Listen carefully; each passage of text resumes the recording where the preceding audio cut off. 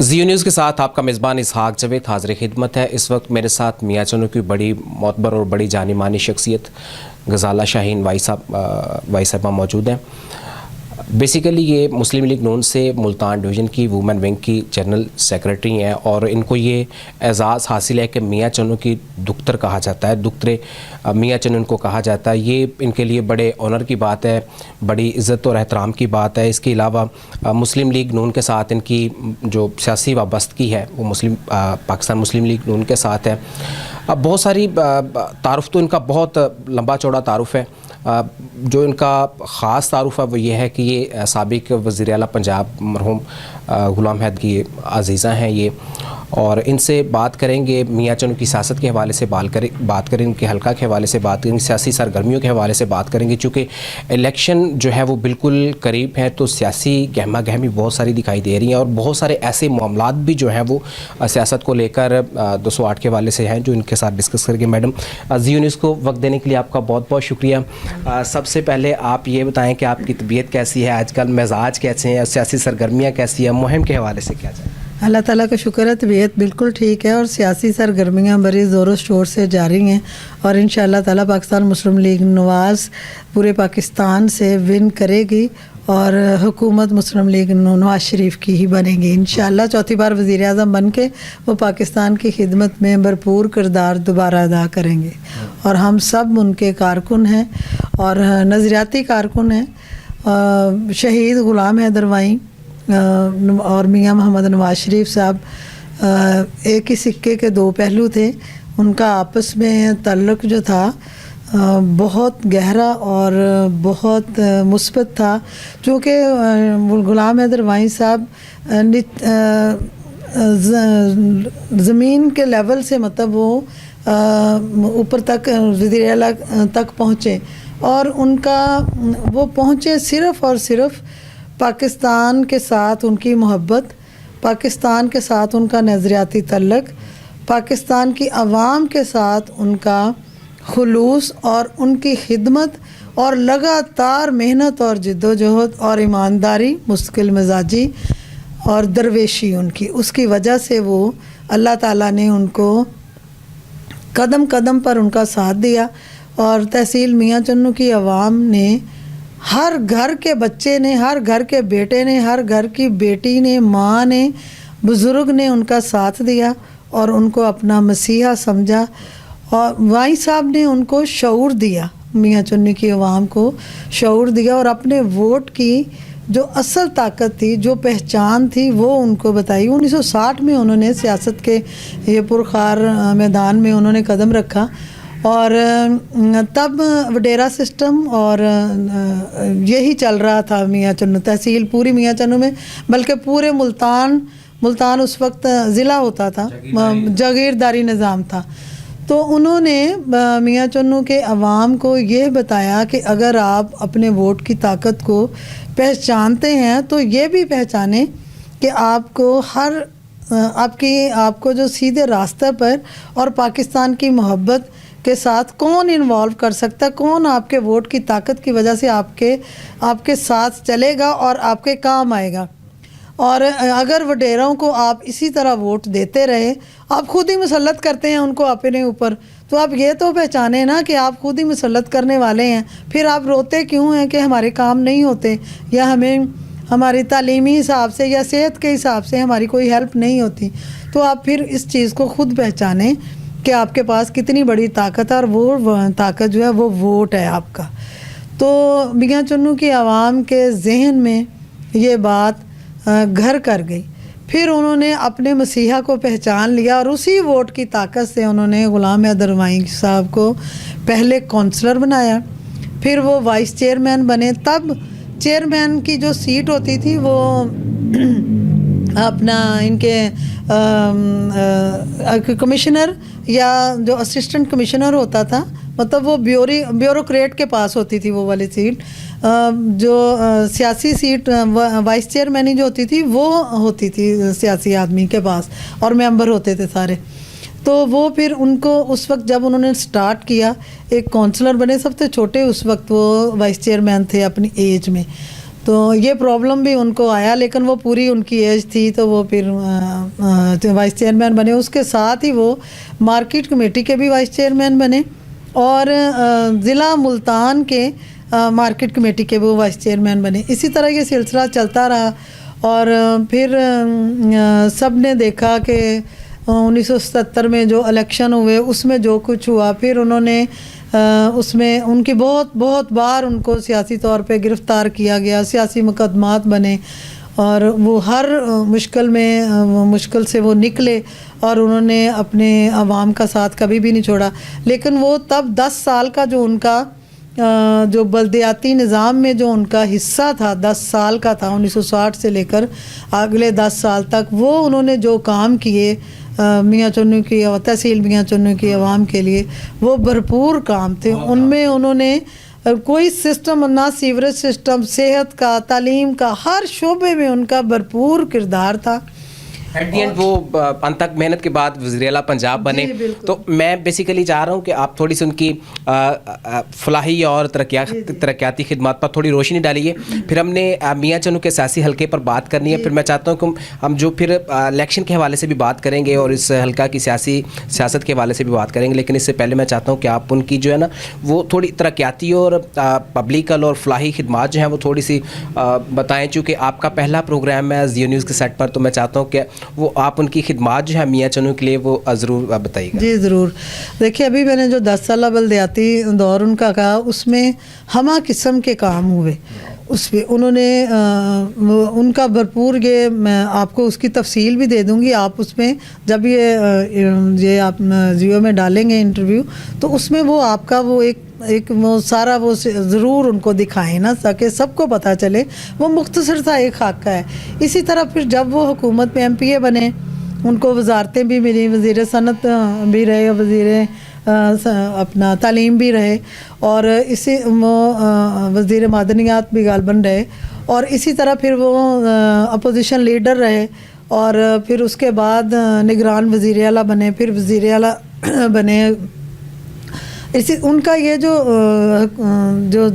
جو مختصر تھا، ان کا جو مختصر تو اس کو نہیں کہہ سکتے، مطلب 30 سال وہ باقاعدہ مختلف وزارتوں میں MPA MNA کی شپ میں یا اپوزیشن لیڈر کے حساب سے وہ حکومت کا حصہ رہے اور انہوں نے اس میں بھرپور کردار ادا کیا. ان کے جو پروگرام تھے وہ ابھی میں ان مختصر کچھ پروگراموں کا ذکر کروں گی جو ابھی تک جاری ہیں.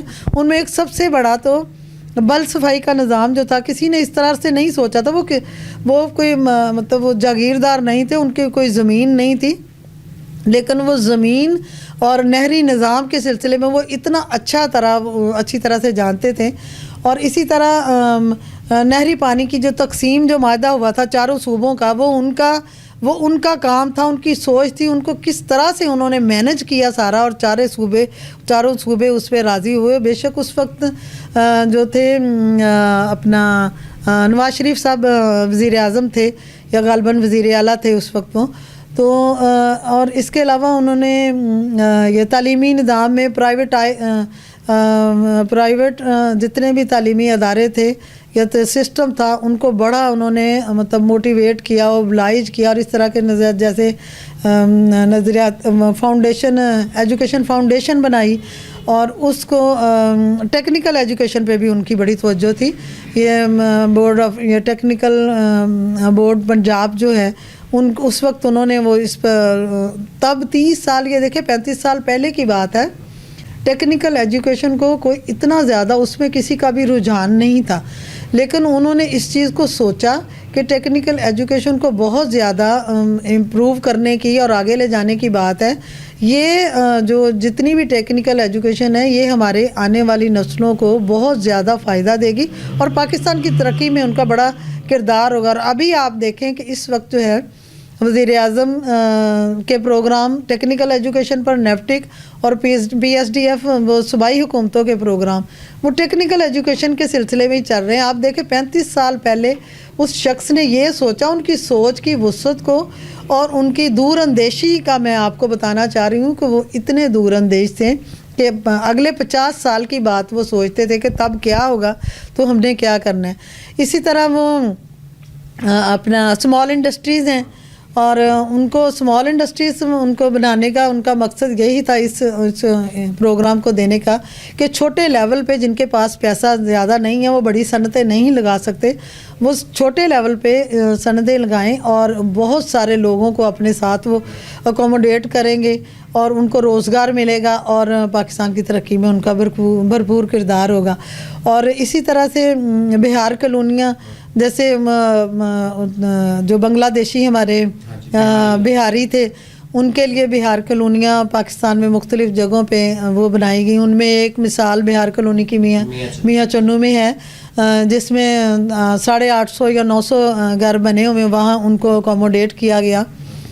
تو اور 3 مرلہ اسکیم ان کی، 5 مرلہ اسکیم یہ ساری، اور اس کے علاوہ یہ اپنا انڈسٹریز کے جو مزدور ہیں ان کے لیے انہوں نے یہ ورکر ٹرسٹ اسکول اور یہ وہ قائم کیے، ان کے لیے رہائش کے منصوبے وہ بنائے، وہ ابھی سارے چل رہے ہیں۔ اسی طرح سے سارے انڈسٹریز کے جو مزدور ہیں ان کے لیے رہائشی کالونیاں بنائی، یہ انہی کا مطلب یہ منصوبے تھے سارے۔ جی تعلیم پہ انہوں نے بہت کام کیا۔ آپ دیکھیں جو سلیبس ہوتا تھا وہ ہر طرح وہ خود اس کو سٹڈی کرتے تھے ایک ایک چیز، اور تب ان کے ادوار میں پاکستان کی جو برصغیر پاک و ہند کی ہسٹری ہے ان کو وہ بہت اچھی طرح سے سلیبس میں انوالو ان کو کر کے، اور تاکہ بچوں کو اسٹوڈنٹس کو یہ احساس ہو کہ پاکستان کو حاصل کرنے کے لیے ہم نے کیا کچھ کھویا اور کیا پایا۔ اور یہ ان کی بڑی سوچ تھی کہ وہ یہ چاہتے تھے کہ جو آنے والی ہماری جو نسل ہے اس کو یہ احساس ہو کہ جو قربانیاں دی گئی ہیں وہ رائگاں نہ جائیں، وہ ہم اپنی محنت سے پاکستان کو اتنا ساؤنڈ کریں تاکہ اس کی مضبوطی میں ہی ہماری بقا ہے۔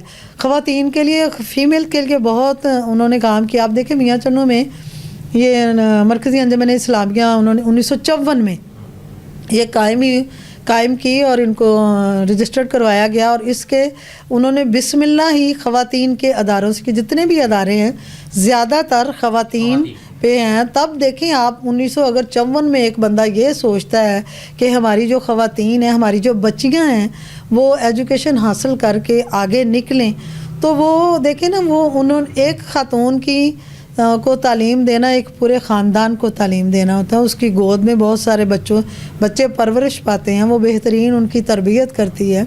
تو میں ان کی سوچ کو سلام کرتی ہوں کہ انہوں نے پاکستان کے ہر شعبے کے بارے میں سوچا۔ اگر انہوں نے میل کے بارے میں سوچا تو فیمیل کے بارے میں انہوں نے سب سے پہلے سوچا۔ پھر ایک اور بات، 35 سال پہلے انہوں نے نظریہ پاکستان ٹرسٹ کی بنیاد رکھی۔ اس کے پیچھے ان کا کیا مقصد تھا کہ ایک ٹائم آئے گا کہ جب ہمارے بچے جو ہیں وہ نظریہ پاکستان کو حاصل کیوں کیا گیا، ہمارا جو نظریہ پاکستان ہے، جو نظریہ تھا پاکستان کو حاصل کرنے کا وہ کیا تھا، اس نظریے سے ہمارے بچے جو ہیں اگلے 30-35 سالوں میں ہٹتے ہوئے ان کو نظر آ رہے تھے۔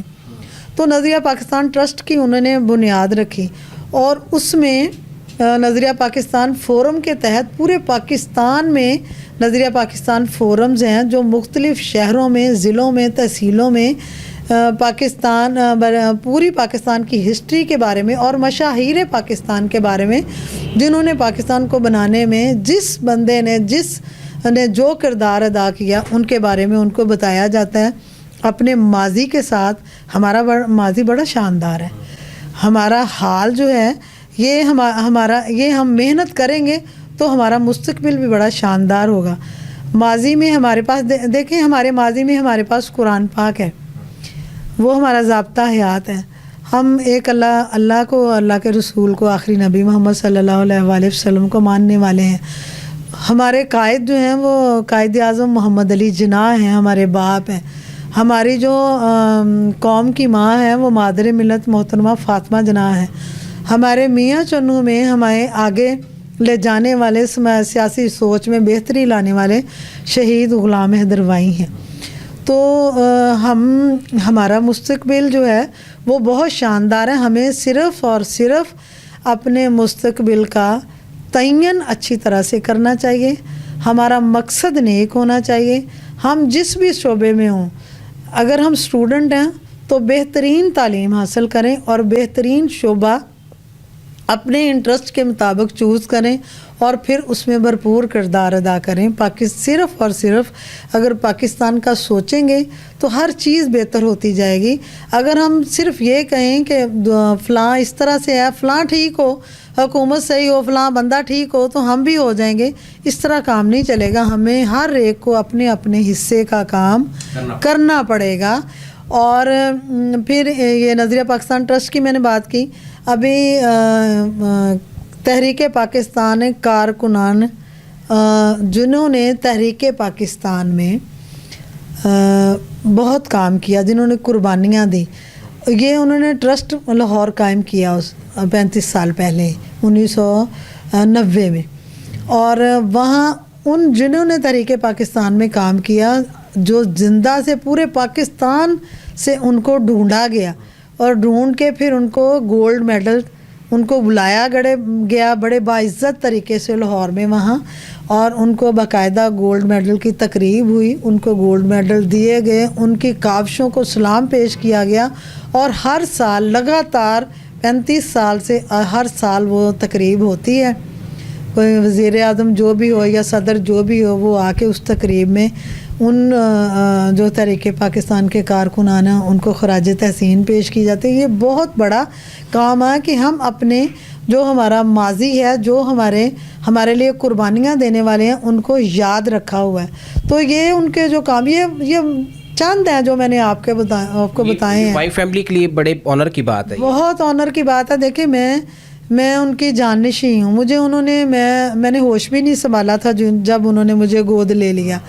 तो मैं अपने आप को बड़ी काबिल फ़ख्र समझती हूँ कि मुझे पालने वाले भी इतने अजीम वालिदैन थे, पैदा करने वाले उससे ज़्यादा अजीम वालिदैन थे, जिन्होंने मुझे पाला, मैं पैदा किया, मेरी तरबियत की, और फिर जिन्होंने मुझे गोद लेकर मेरी सियासी तरबियत की, मेरी अखलाकी तरबियत की। तो मुझे अपने ये उनका 30 साल से मैंने ये सारा सिस्टम बेगम माई साहबा के साथ मिलकर ये संभाला हुआ है। तो मेरी कारकर्दगी को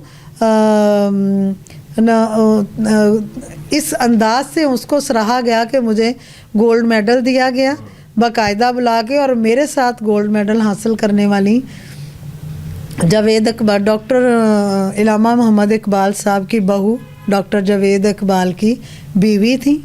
मेरे साथ गोल्ड मेडल हासिल करने वाली ख़वातीन, ये उन सब की तस्वीर, वाइस चांसलर की बीवी थी, मुनीरुद्दीन चगताई साहब की बीवी थी। तो इस तरह की अजीम हस्तियों के साथ जब मैं उनमें सबसे छोटी थी, मुझे दिया गया, तो मेरे लिए बड़े ये फ़ख्र की बात है कि मैंने मतलब अपनी खिदमत के कुछ अपने 30 साल दिए। ये कुछ मैं इसको अपनी आधी उम्र समझती हूँ, ये इस मतलब ज़िंदगी का एक हिस्सा दे दिया मैंने। तो अल्लाह, ये मुझे मेरे लिए बड़ी एज़ाज़ की बात है कि मुझे उन्होंने बाकायदा नोटिफाई किया, उनकी सनद दी और मुझे इस एज़ाज़ से नवाजा। चलिए जी, बड़ी बेशुमार खिदमात हैं गुलाम हैदर वाई साहब की मियाँ चन्नू के लिए, सियासी तौर पर भी, तरक्याती तौर पर भी और फलाही तौर पर भी। तो बहुत सारी खिदमात है, और जिस तरह से आपने बयान किया उनकी खिदमात के हवाले से, उनके सियासी कैरियर के हवाले से, और पाकिस्तान मुस्लिम लीग नून के साथ उनकी सियासी वाबस्तगी के हवाले से आपने बात की, तो वाई फैमिली का जो सियासी वाबस्तगी है वो मैं ये सोच रहा हूँ कि 50 साल से ज़ायद अरसे की ये वाबस्तगी है। तो इसमें वफ़ादारी और मुखलसपन बड़ा क्लियर नज़र आ रहा है। तो उनकी बहुत खिदमात हैं, मियाँ चन्नू के लिए भी, पाकिस्तान मुस्लिम लीग नून के लिए भी बहुत सारी खिदमात है। यही वजह है कि वो साबिक वज़ीर आला पंजाब रहे हैं। तो सियासी तौर पर वाई फैमिली को क्या फ़ायदा हुआ है उनकी वज़ारत आला के हवाले से? देखिए, हम लोग, हमारी जो तरबियत है ना, मेरे नाना जान चौधरी ग़ुलाम मोहम्मद जो थे, उन्होंने ग़ुलाम हैदर वाई को जब मेरे नाना जो थे वो हिंदुस्तान में अमृतसर मजीठा में रहाइश थी। तो वहाँ वो वैसे बेसिकली हम कश्मीर से हैं। तो वो वहाँ इलेक्शन लड़ते थे सिखों के ख़िलाफ़। मैंने अभी अपनी माई फैमिली की खिदमात के इसी वो बुक लिखी है, तो उसमें ये सारी चीज़ें लिखी हुई हैं। تو وہ یہاں جب پاکستان میں یہاں آئے تو ان کو اعزازی طور پر وہ ممبر بنایا گیا بلدیہ کا. تو انہوں جب بیگم وائیں صاحبہ کے ساتھ غلام حیدر وائیں صاحب کی شادی ہوئی جب, تو انہوں نے ان کو اپنا, کیونکہ میرے نانا کا مطلب کوئی بیٹا نہیں تھا, ماموں نہیں تھا ہمارا کوئی, تو باقی جو میرے ابا جی تھے اور چچا جان تھے وہ اپنا بزنس دیکھتے تھے, ان کو سیاست میں کوئی انٹرسٹ نہیں تھا.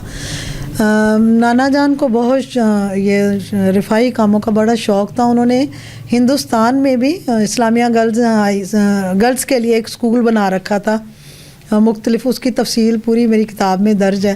تو اسی طرح یہاں بھی ان کو اسی طرح رفاہی کاموں کا شوق تھا, یہاں بھی وہ اسی طرح بڑھ چڑھ کر حصہ لیتے رہتے تھے. وائیں صاحب کو جب انہوں نے سیاسی تربیت شروع کی تو انہوں نے ایک بات کہی تھی کہ آپ نے یہ سیاست جو ہے نا, یہ خدمت کا نام ہے, خدمت کا نام ہے. اس میں اگر آپ کو میں لے کے آ رہا ہوں اس میں سارا, تو یہ میری پہلی نصیحت ہے کہ آپ نے سیاست کو صرف خدمت سمجھنا ہے, اور وہ پاکستان کی اور پاکستان کے لوگوں کی, اس میں منافقت بالکل نہیں ہونی چاہیے. تو آپ کہہ رہے ہیں کہ آپ کو اس کا سیاسی کیا فائدہ ہوا. سیاسی فائدہ ہمیں یہ ہوا کہ ابھی تک وائیں خاندان کا نام انشاءاللہ تعالی ہمیشہ رہے گا. بہت عزت ہے اور کوئی اس میں داغ نہیں ہے. ہم نے کہیں کبھی رشوت یا اس طرح کا کوئی ہمارے اوپر کرپشن کا کوئی ایلیگیشن نہیں ہے.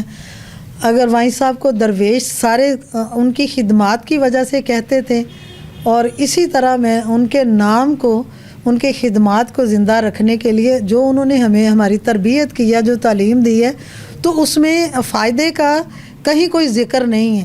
ذکر ہے صرف خدمت اور خدمت, کام اور کام. وہ ہم صرف وہ ہمارے لیے وہ بہت اعزاز کی بات ہے کہ لوگ سارے عوام ہمیں رسپیکٹ دیتے ہیں, ہمیں عزت دیتے ہیں. وہ اس سے بڑا انعام کوئی نہیں ہے. ٹھیک ہے. ان کے بعد چونکہ آپ ہیں, اوور آل سب کچھ آپ کے پاس اختیارات ہیں, اور میں نے یہ بات اس لیے کی ہے کہ 50 سال سے زائد عرصہ کا وقت ہے, اور یہ انہوں نے پاکستان مسلم یونین کے ساتھ گزارا, ان کی خدمات ہیں ان کے ساتھ بہت ساری.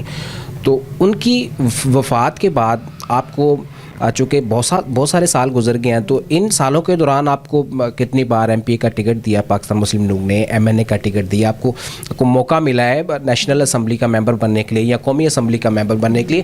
اس حوالے سے میں نے بات کی کہ ان کی سیاسی خدمات کے بعد آپ کو کیا فائدہ ہوا ہے؟ دیکھیں, جب ان کی شہادت ہوئی اس وقت بیگم مجیدہ وائیں صاحبہ مطلب بالکل گھریلو خاتون تھیں, لیکن چونکہ ہمارے نانا سیاست میں تھے, وائیں صاحب سیاست میں تھے, تو وہ ان کی تربیت میں اور خون میں وہ سارا کام سیاسی جو خدمت تھی وہ شامل تھی. تو ان کو موقع دیا گیا پارٹی کی طرف سے. انہوں نے 2 الیکشن لڑے. پہلا جو تھا وہ تب پیپلز پارٹی کی حکومت بن گئی تھی تو وہ انہوں نے لوز کر دیا. دوسرا پھر انہوں نے لڑا اور کوئی 40-45 ہزار کی لیڈ سے میاں محمد اسلم بودلہ صاحب کو انہوں نے شکست دی. مسلم لیگ نون کی طرف سے ان کو ٹکٹ دیا گیا. تو یہ پارٹی نے بالکل کبھی بھی نظر انداز کیا, میں یہ نہیں کہتی, لیکن جب نظریاتی وابستگی ہوتی ہے تو اس میں جو نظریاتی اور مخلص لوگ ہوتے ہیں, ہاں ان سے ہی وہ قربانیاں جو ہیں وہ لی جاتی ہیں. اور اس کا ہمیں کوئی شکوہ نہیں, کوئی شکایت نہیں. ہمارا جو ماضی ہے, جو ہمارے بزرگ ہیں, ان کی عزت کو قائم رکھنا ہی ہمارا مشن ہے. اور اس میں اگر میں نے 3 بار اپلائی کیا, 2013 میں بھی کیا تھا, اور بیگم وائیں صاحبہ کی وہ مخصوص نشست انہوں نے کی. پھر دوبارہ میں نے ہم نے تقاضا نہیں کیا کیونکہ انہوں نے بیگم وائیں صاحبہ کو اسپیشل سیٹ دے دی. اور 2018 میں نے اپلائی کیا, لیکن مطلب نہیں ملی, سیٹ نہیں دی گئی. اور اس کا کوئی شکوہ نہیں, لیکن ان کو احساس تھا کہ ہم مطلب ان کو نظر انداز کیا ہے. ان کا میاں چنو میں نظریاتی لوگوں کو, سب مسلم لیگیوں کو 30 سال سے اکٹھا کیا ہوا ہے, اور انہیں ہماری مطلب اکٹھا رکھنے کی وجہ سے ہی پاکستان مسلم لیگ نون کی جو سیٹیں ہیں یہاں سے نکلتی ہیں. تو لیکن 2023 میں جو ضمنی الیکشن ہونے تھے ان میں نے اپلائی کیا. ان میں میاں محمد نواز شریف صاحب نے میرا نام خود میں نے اپلائی کیا تھا. تو ان کو جب ان کے سامنے لسٹ گئی تو انہوں نے پریفر کیا کہ وہ تب مجھے دی, لیکن وہ الیکشن پوسٹ پون ہو گئے. ابھی میں نے اپلائی کیا ہوا تھا جنرل پہ بھی اور اسپیشل سیٹ پہ بھی, تو نہیں ہو سکا.